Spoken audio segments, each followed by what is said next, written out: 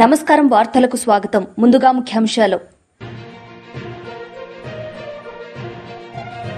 హైదరాబాద్ వాతావరణ శాఖ తెలంగాణలోని పలు జిల్లాలకు ఆరెంజ్ అలర్ట్.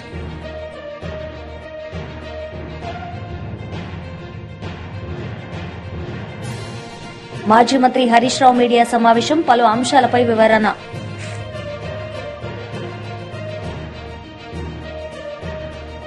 వైఎస్ఆర్సీపీ ఎన్టీఆర్ జిల్లా అధ్యక్షులు Vijayawada east incharge Devineni Avinash press meet media సమావేశం నిర్వహించారు. ఈ సందర్భంగా పలు అంశాలపై ఆయన మాట్లాడారు. గుడికెళ్తే మాకు మంచి జరుగుతుందని చెప్పని భావించిన గొల్లగార చంద్రబాబు నాయుడు 2014 నుంచి 19లో అధికారంలోకి వచ్చిన తర్వాత ఆ గుళ్ళన్నీ గారు కొట్టేస్తే మళ్లీ ప్రజానికం ఒక కోరిక మేరకు ప్రజానికం కోసం జగన్మోహన్ రెడ్డి గారు ఒక నాయకత్వంలో ఆ గుళ్ళన్నీ గారు మళ్లీ నిర్మించాలని చెప్పని శంకుస్థాపన చేశారు. విజయవాడలోని ప్రతి సెగ్మెంట్ లో ఏదైతే వైద్య పరంగా కొత్త హాస్పిటల్ నిర్మించి మా విజయవాడ హాస్పిటల్లో సూపర్ స్పెషాలిటీ బ్లాక్ నిర్మాణం కోసం 150 కోట్ల రూపాయలతో ఆ రోజు జగన్మోహన్ రెడ్డి గారు ఒక నాయకత్వంలో మేము నిర్మించడం జరిగింది. కోవిడ్ సమయంలో ఎంతో మంది ఎవరైతే ప్రజానీకం ఉన్నారో పేదవారు ఉన్నారో వాళ్ళందరి ద్వారా జగన్మోహన్ రెడ్డి గారు కట్టించిన సూపర్ స్పెషాలిటీ బ్లాక్ లో ఎంతో మంది వైద్యం చేసుకుని చాలా మంది ప్రాణాలు కాపాడింది జగన్మోహన్ రెడ్డి గారు ఒక నాయకత్వంలో. ఇన్ని మంచి కార్యక్రమాలు మేము చేసాం, ఇన్ని అభివృద్ధి కార్యక్రమాలు చేసాం. కానీ చంద్రబాబు నాయుడు అధికారంలోకి వచ్చిన తర్వాత మా విజయవాడకి తీవ్రమైన నష్టమే చేశారు. కానీ ఏ రోజు ఒక్క మంచి కార్యక్రమం, ఒక్క అభివృద్ధి కార్యక్రమాలు గారా చేయలా. పైగా మాకు ఏదైతే మా విజయవాడకి ఒక బ్రాండ్ గా ఉన్న ఎయిర్పోర్ట్ కానివ్వండి, అదేవిధంగా ఈ రోజు మనం వార్తాపత్రికలో చూసాం హెల్త్ యూనివర్సిటీని గారా తీసుకెళ్లి అమరావతిలో పెట్టాలని చెప్పిన ఒక ఆలోచన ఈరోజు కూటమి ప్రభుత్వం చంద్రబాబు నాయకత్వంలో ఏర్పాటు చేస్తున్నారని చెప్పని అన్నారు.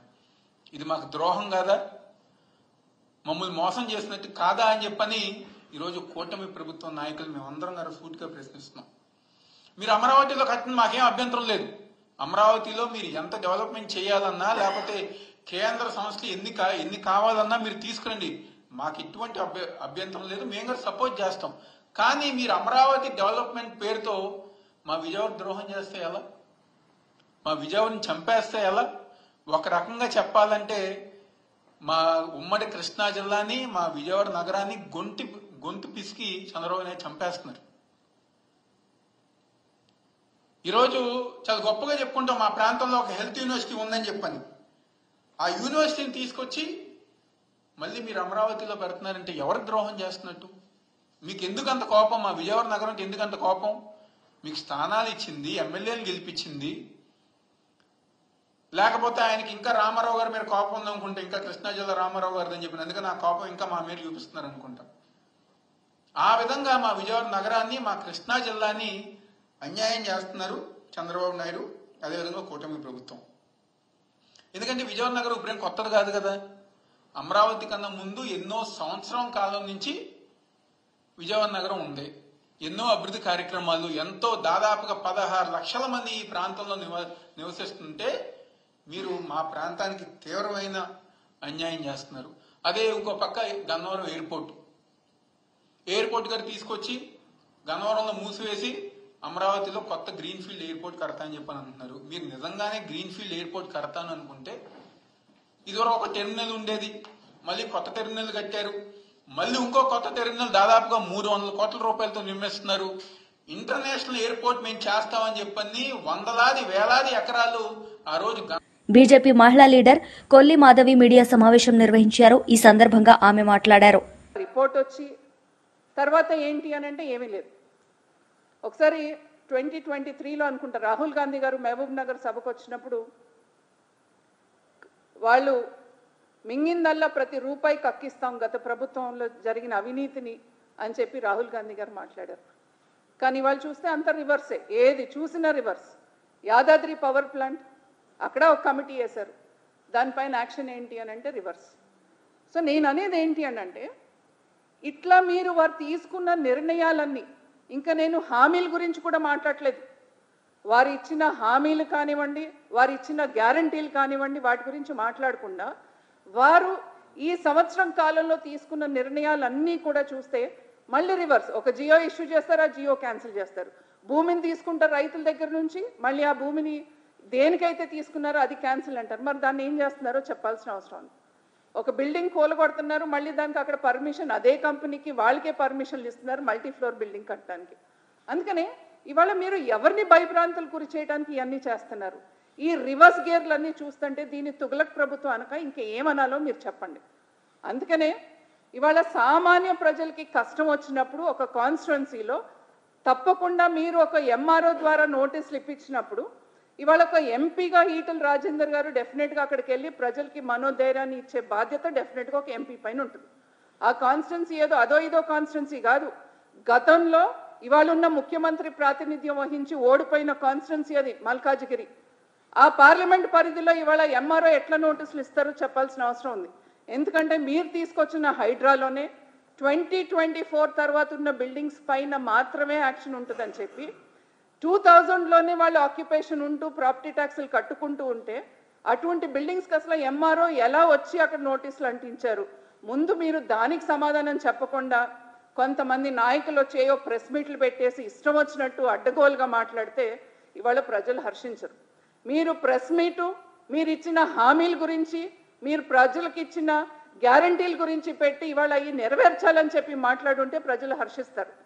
ప్రజలకి కష్టం వచ్చినప్పుడు రాని ఈ నాయకులు ఇవాళ వాళ్ళకి ఏమన్నా పోస్టులు కావాలో, ఇంట్లో వాళ్ళకి ఇంకేదన్నా కావాలో అని చెప్పి ప్రెస్ మీట్లు పెట్టే నాయకులు మిమ్మల్ని ప్రజలు ఎట్లా హర్షిస్తారు, ఎట్లా నమ్ముతారు ఒకసారి ఆలోచించండి.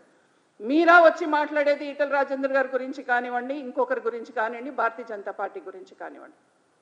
ఇవాళ ప్రజలకు కష్టాలు వచ్చిన రోజు ఒక్క నాయకుడు రాలేదు, కాంగ్రెస్ నాయకుడు బయటికి. ఇవాళ హైడ్రాలో అంతమంది పేదలు నిజంగానే మీరు చూశారు, ప్రెగ్నెంట్ విమెన్ కానివ్వండి, అసలు ముసలాళ్ళు కానివ్వండి, ఎంతమంది రోడ్డు మీదకి వచ్చి వాళ్ళు ఏడుపులు చూస్తుంటే కూడా మీకు బాధ అనిపించలేదా? ఆ రోజు మరి ఎందుకు స్పందించలేదు ఈ నాయకులు ఒకసారి చెప్పాల్సిన అవసరం ఉంది. ఇవాళ ఆ బాధితులకి ఇవాళ అండగా ఉండటానికని చెప్పి ఇవాళ ఆయన కాన్స్టిట్యున్సీలో బాధితులకి మీరు నోటీసులు ఇచ్చినాక ఒక ఎంపీగా ఆయన వెళ్ళి అక్కడ మాట్లాడితే దానికొచ్చి మీరు మాట్లాడతారు ఇది ముమ్మాటికి తుగ్లక్ ప్రభుత్వమే. ఎందుకు కాదు మీరు చెప్పండి. మహమ్మద్ బిన్ తుగ్లక్ ఏం చేశాడు?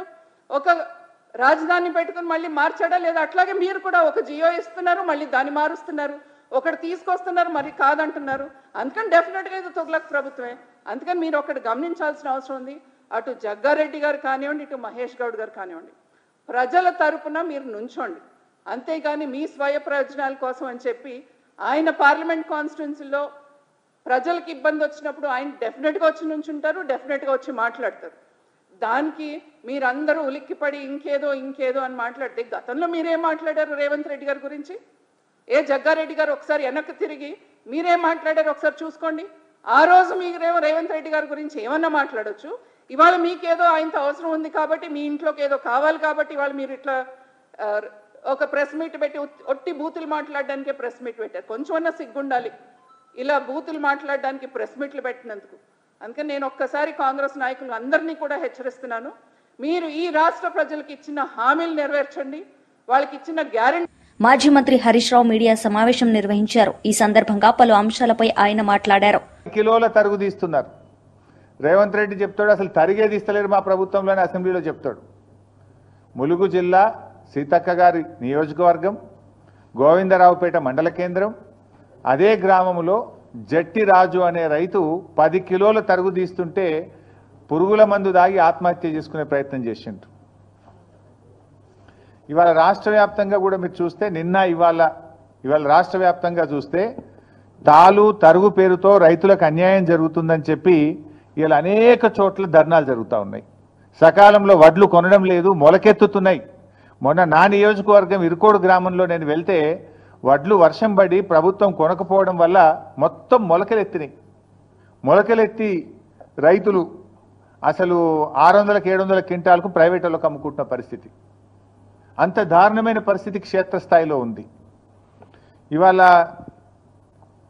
కొనుగోలు కేంద్రంలో కొన్న వడ్లు కూడా సకాలంలో తరలించక సంచులు తడిచిపోతున్నాయి. 3-4 రోజులు కొనుగోలు కేంద్రంలో అసలు వారం 10 రోజులు అవుతుంది, కొన్నాక కూడా 3-4 రోజుల దాకా మిల్లులు దించుకోవడం లేదు. అంటే ఒక్కొక్క రైతు 10 రోజులు ఉంటుండు కళ్ళంలో. వడ్లు తెచ్చినప్పటి నుంచి మిల్లులో దించే వరకు 10 రోజులు పడిగాపులు గాయాల్సి వస్తూ ఉంది. మరి బాయికాడ బర్రేం కావాలి, దుడ్డేం కావాలి, మళ్ళీ వానకాలం వర్షాలు పడుతున్నాయి, వర్షాకాలానికి రైతు సమాయత్తం కావాలన్నా వద్దా? 10 రోజులు పండించిన ధాన్యాన్ని అమ్ముకోవడానికి కల్లాల్లో రైతులు వేచి చూడాల్సిన పరిస్థితి ఏర్పడితే ఏంటి? ఎందుకంటే ఇక్కడ వడ్లు ఆరబెట్టడానికి, వడ్లు కొనడానికి వారం రోజులు పడుతుంది. మళ్ళీ లోడ్ అయినాక రైస్ మిల్లులో దించుకోవడానికి 2 రోజులు 3 రోజులు పడతా ఉంది. రైస్ మిల్లులో దిగి రైతు సంతకం పెట్టేదాకా అక్కడ ఉండాల్సి వస్తుంది. 10 రోజులు రైతు తాము పండించిన పంట అమ్ముకోవడానికి ఈ ప్రభుత్వంలో ఇబ్బందులు పడాల్సినటువంటి పరిస్థితి ఏర్పడతా ఉంది. ముఖ్యంగా ఈ ప్రభుత్వం చాలా విషయాలు చెప్తా ఉంటారు. మాటలు ఘనం, చేతలు శూన్యం. ఈరోజు కొనుగోలు కేంద్రాల్లో కనీస వసతులు లేకపోవడం వల్ల, నీడ లేకపోవడం వల్ల, త్రాగునీటి వసతి లేకపోవడం వల్ల, రోజుల తరబడి ఎండలో ఉండడం వల్ల పిట్టల్లాగా రైతులు చనిపోతా ఉన్నారు. నిన్న మహబూబాబాద్ జిల్లా పోచంపల్లి గ్రామంలో గొగులోత్ కిషన్ అనే రైతు నిన్న కూడా చనిపోవడం జరిగింది. ఇలా గొగులోత్ కిషన్ ఎందుకు చనిపోయిండు? రోజుల తరబడి అక్కడ ఉండి గొగులోత్ కిషన్ రోజుల తరబడి ఆ పంట అమ్ముకోవడానికి కొనుగోలు కేంద్రంలో ఉండి తీవ్రమైన వడదెబ్బకు లోనైపోయి గొగులోత్ కిషన్ గారు నిన్న మహబూబాబాద్ జిల్లాలో చనిపోవడం జరిగింది. అదేవిధంగా 15th ఏప్రిల్లో జగిత్యాల జిల్లాలో ధారూరు గ్రామంలో వడదెబ్బ దాకి జలపతి రెడ్డి అనేటువంటి రైతు కొనుగోలు కేంద్రంలోనే వడ్ల కుప్ప మీదనే చనిపోయినటువంటి పరిస్థితి. అదేవిధంగా ఏప్రిల్ 21వ తేదీ మహబూబాబాద్ జిల్లా తొర్రూరు గ్రామంలో ప్రేమలత గారు, మహిళా రైతు, హనుమాన్ల ప్రేమలత గారు మహిళా రైతు వడదెబ్బ తగిలి తొర్రూరులో వారు వడ్ల కుప్ప మీదనే చనిపోయినటువంటి పరిస్థితి. అదేవిధంగా నెల్లుకుదిరి మండలం మదనతుర్తి గ్రామంలో బిర్రు వెంకన్న, చూడండి వడ్ల మీదనే బిర్రు వెంకన్న అనే రైతు వడ్ల మీదనే చనిపోయినటువంటి పరిస్థితి. ఎండదెబ్బ తగిలి కళ్ళంలోనే తాను ఆరుగాలం కష్టపడి పండించిన పంట మీద, ధాన్యం మీదనే చనిపోయినటువంటి బిర్రు వెంకన్న దృశ్యం ఇది. అదేవిధంగా మన జనగామ నియోజకవర్గం చేర్యాల మండలంలో ఆకునూరి గ్రామంలో చింతకింది హనుమయ్య అనేటువంటి రైతు అక్కడే కళ్ళంలోనే మరి ధాన్యం అమ్ముకోవడానికి వచ్చి అక్కడే చనిపోవడం జరిగింది. అంటే ఈ రకంగా ధాన్యపు రాశులే సాక్షిగా కొనుగోలు కేంద్రాల్లోనే రైతు మరణాలు జరుగుతూ ఉంటే ఈ ప్రభుత్వానికి చీమ గుట్టినట్టు కూడా లేదు. ఈ మరణాలు సహజ మరణాలు కావు. ఇవి రేవంత్ రెడ్డి ప్రభుత్వం యొక్క నిర్లక్ష్యం వల్ల జరిగినటువంటి మరణాలు. ఈ మరణాలకు రాష్ట్ర ప్రభుత్వమే బాధ్యత వహించాలి. ఈ రైతులకు ఒక్కొక్కరికి 25 లక్షల ఎక్స్గ్రేషియా ఇచ్చి ఆ కుటుంబాలను ఆదుకోవాలని చెప్పి నేను ప్రభుత్వాన్ని డిమాండ్ చేస్తా ఉన్నా. ఎందుకంటే ఇవి సహజ మరణాలు కావు.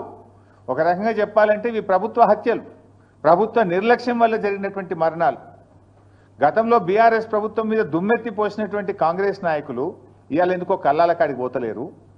ఆనాడు బీఆర్ఎస్ ప్రభుత్వంలో అన్నీ చక్కగా జరుగుతుంటే కూడా మాజీ MLA doctor Mondithoka Jaganmohan Rao press meet నిర్వహించారు. ఈ సందర్భంగా పలు అంశాలపై ఆయన మాట్లాడారు. ఘోరంగా దూషించారు అని మాట్లాడింది ఆవిడ. అసలు ఆవిడ మాటలు వింటే ఎవరికైనా, ఎలాంటి వాళ్ళకైనా కళ్ళమ్మట నీళ్లు తిరుగుతాయి. అదేవిధంగా ఆవిడ క్లియర్గా చెప్పారు, పార్టీ పట్ల తనకున్న నమ్మకం, పార్టీ నాయకుల పట్ల తనకున్న నమ్మకాన్ని కూడా తెలియజేశారు. నారా చంద్రబాబు నాయుడు గారు కావచ్చు, లోకల్ ఎమ్మెల్యే స్వామి గారు కావచ్చు, పవన్ కళ్యాణ్ గారు కూడా కావచ్చు. తెలియజేస్తూ ఇతను చేసిన పనులన్నీ చెప్పింది ఆవిడ. మస్టర్లే, దొంగ మస్టర్లు ఎట్లా చేస్తున్నారు, ఏం చేస్తున్నారు, ఇలా చేస్తే పార్టీకి ఎంత నష్టం, నేను ఈ విషయాల్ని పిడి గారికి తెలియజేస్తే పనులు ఆగిపోతాయి కాబట్టి, మా గ్రామంలో 200 కుటుంబాలకు పనులు ఆగిపోతాయి కాబట్టి నేను ఎవరికీ చెప్పలేదు. చివరికి ఇది ఈ విధంగా వచ్చింది. ఖచ్చితంగా ఇతని మీద చర్యలు తీసుకోవాలి. నా పిల్లల బాధ్యతని స్థానిక ఎమ్మెల్యేనే తీసుకోవాలి. ఖచ్చితంగా ఇతనికి బుద్ధి ఎమ్మెల్యే గారితో పాటు నా భర్త కూడా ఖచ్చితంగా చెబుతాడు. ఇలాంటి పరిస్థితి ఎవరికి రాకూడదు, ఇలాంటివి జరుగుతున్నాయని చెప్పి ఆవిడ వీడియోని రిలీజ్ చేశారు. ఇది రాష్ట్రంలో చాలా పరిస్థితులను తెలియజేస్తుంది. ఇందులో దిగ్భ్రాంతిని గుర్తు చేసేది ఏంటంటే, తెలుగుదేశం పార్టీకి చెందిన ఆవిడకి ఇలా ఉంటే మిగతా వాళ్ళ పరిస్థితి ఏంటి? ఒకసారి ఆలోచించండి, తనకి 2 బిడ్డలని, పెద్ద అబ్బాయి ఇంజనీరింగ్ చదువుతున్నాడని, రెండో అమ్మాయి 10th క్లాస్లో జాయిన్ చేస్తానని, పిల్లాడికి డబ్బులు అవసరం కాబట్టి అని చెప్పింది. అంటే ఈ రాష్ట్రంలో విద్యా వ్యవస్థ ఎట్లా ఉంది, ఇంతకుముందు ప్రభుత్వంలో ఎట్లా ఉంది, ఇప్పుడు ఎట్లుంది, ఇంతకుముందు అమ్మఒడి కానీ, వసతి దీవెని కానీ, విద్యా దీవెని కానీ ఎట్లుంది, ఇప్పుడు ఎట్లా ఉంది. ఒక చదువుకున్న మహిళ కూడా ఉపాధి పనులకి పిల్లల చదువు కోసం వచ్చిందంటే ఈ పరిస్థితిని మనం అర్థం చేసుకోవచ్చు. ఆవిడ తెలివైన ఆవిడ కాబట్టి చాలా విషయాలు తెలియజేశారు ఆవిడ. నా వల్ల మిగతా కుటుంబాలు ఇబ్బంది పడకూడదు అని తెలియజేశారు ఆవిడ. అతను ఏ విధంగా దొంగ మాస్టర్లు వేస్తున్నారో కూడా తెలియజేశారు. ఆశ్చర్యం ఏంటంటే ఇది ఈనాడు పేపర్లో కూడా వచ్చింది, జ్యోతి పేపర్లో కూడా వచ్చింది. ఈనాడు పేపర్లో వచ్చింది, జ్యోతి పేపర్లో కూడా కళ్లకు కట్టినట్టు ఉన్నది ఉన్నట్టు తెలియజేశారు వాళ్ళు. అయితే ఆశ్చర్యకరమైన విషయం ఏంటంటే ఆవిడ ఎవరినైతే నమ్ముకుందో, తను తెలుగుదేశం కార్యకర్తగా ఈ అవమానాన్ని భరించలేక పౌరుషంతో మరణిస్తానని చెప్పి మరణ వాంగ్మూలాన్ని ఇచ్చిందో, దీనికి ఎవరు యాక్షన్ తీసుకుంటారో కూడా తెలియజేసిందో, స్థానిక ఎమ్మెల్యే గారిని, భర్త గారిని అని చెప్పిందో, ఇది కేసు పోలీస్ స్టేషన్లో ఎలా ఫైల్ చేశారో తెలుసా? ఒక అనుమానాస్పద మృతిగా చేస్తూ భర్తే కడుపు నొప్పి తాళలేక ఇలా చేసుకుందని, ఆత్మహత్య చేసుకుందని చెప్పడం దురదృష్టకరం. ఆవిడ మరణానికి కూడా సరైన గౌరవం, విలువ లేకుండా చెప్పడం జరిగింది. ఇది చాలా బాధాకరం. ఆవిడ నమ్మకం పెట్టుకోవడం కాదు, వాస్తవాన్ని తెలియజేసినప్పటికీ కూడా దీన్ని ఇట్లా మార్చారు. ఇంతవరకు రెడ్ బుక్ రాజ్యాంగం అనేది వైఎస్ఆర్సీపీ పార్టీ మీదే చూపెడుతున్నారు అనుకుంటే, దానికి భిన్నంగా తెలుగుదేశం పార్టీ కార్యకర్తల మీద కూడా వాళ్లకు నచ్చకపోతే మరణ వాంగ్మూలాన్ని కూడా తీసుకోకుండా, ఒక మహిళకి జరిగిన అన్యాయాన్ని పట్టించుకోకుండా వేరే రకంగా దీన్ని కడుపు నొప్పితో ఆత్మహత్య చేసుకుందని చెప్పడం, దానికి సంబంధించి వాళ్ళు ఒడంబడికలు చేసుకోవడం పోలీసులతో సహా చాలా దిగ్భ్రాంతికరం. ఇది బాధాకరం కూడా వాస్తవానికి. ఆవిడ మరణానికి కనీసం ఆ పార్టీ కార్యకర్త కూడా ఆవిడ మరణానికి వాళ్ళు కనీస విలువని ఇవ్వని పరిస్థితి. ఈ ఆవిడ చేసిన వీడియో అన్ని చోట్ల వైరల్ అవుతుంది. ఇప్పుడు ఏం చెప్తున్నారు? కాబట్టి మేము వైరల్ అవుతుంది కాబట్టి మేము ఇప్పుడు దర్యాప్తు చేస్తున్నాం అంటున్నారు. అక్కడ ఉన్న వాళ్ళంతా వాళ్లే కాబట్టి ఇప్పుడు సాక్ష్యాలు కూడా ఇప్పటికే వాళ్ళంతా ఒక ఒడంబడికి వచ్చారు కాబట్టి అతను దూషించలేదని చెప్పడానికే అన్ని ప్రయత్నాలు జరుగుతున్నాయి. అసలు ఏమీ జరగనట్టు, ఆవిడ వేరే కారణాలతో చనిపోయినట్టు చెప్తున్నారు. అంటే తెలుగుదేశం పార్టీ కానీ, తెలుగుదేశం గవర్నమెంట్ లేక ఉమ్మడి కూటమి గవర్నమెంట్ కానీ ఒక మహిళ ఆవేదనతో చేసుకున్నటువంటి మరణానికి వాళ్ళు ఇస్తున్నటువంటి విలువ ఇది.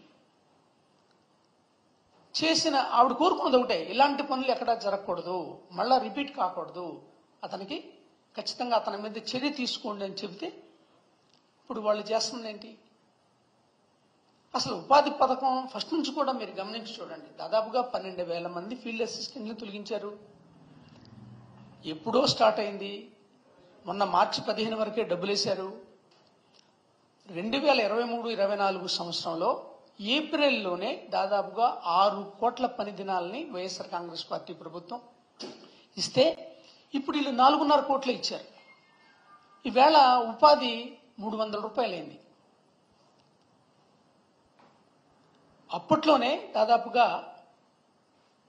13,000 రూపాయలు చిల్లర వస్తే ఈవేళ అంతకన్నా తక్కువగా 13,190 రూపాయలు వస్తున్నాయి. దాదాపుగా ప్రతి కుటుంబానికి 1,500 రూపాయల తక్కువ వస్తుంది.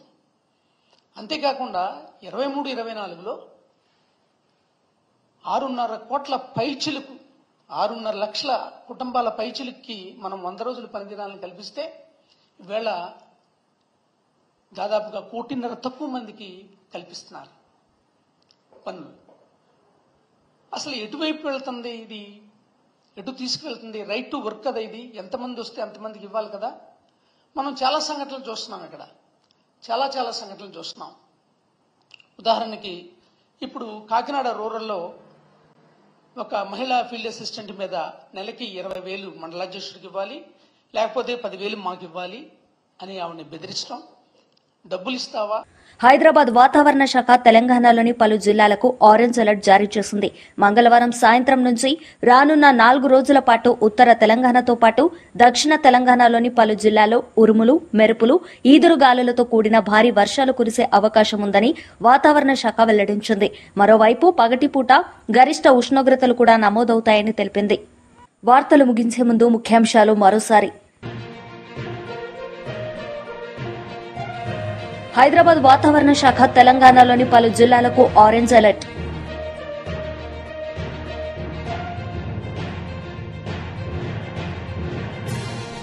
మాజీ మంత్రి హరీష్ రావు మీడియా సమావేశం, పలు అంశాలపై వివరణ.